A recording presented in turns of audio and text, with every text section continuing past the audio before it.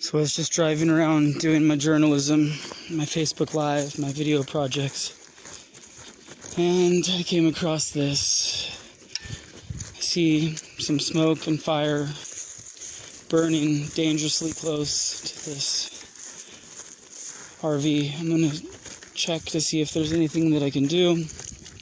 I have my shovel, face mask, gloves. If I go back to my car, I can get my chainsaw. Yeah, do you see how it's taking off to the left? It's burning right behind the back side of this RV style trailer. Again, there's no one else in this area, no firefighters. Just not enough resources, not enough help, not enough people addressing this fire.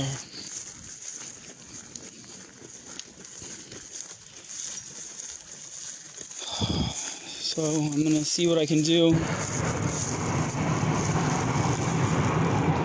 Yeah, so that's a propane tank. Once they heat up to a specific level of power or pressure, the pressure relief valve releases and it shoots flames out. So that's happening. If that blows up, you're definitely going to hear it from here. I've been next to those when they're releasing the pressure like it is, and it's a pretty serious threat. So that could blow up in the next few moments. So again, this fire is right next to this. It looks like the fire was put out or went out on its own in this area. I don't see any shovel marks, and I don't see any hoses, so I don't know how it was extinguished. But the fire is burning through this whole area, and I'm wondering what I can do to possibly save this. So I see a hose going right into all of that. So there's the water source. Okay, so that's a good sign. So it wasn't on, it just melted off.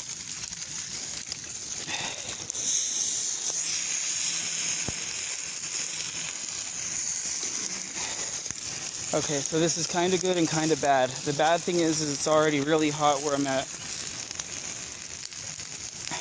It's also not a lot of pressure. Let's see if I can do this. I might be able to save this whole RV if I have enough pressure. So I'm trying to get the fire back away from me so it's not as hot where I'm at, so then I can figure out how to connect the hose back.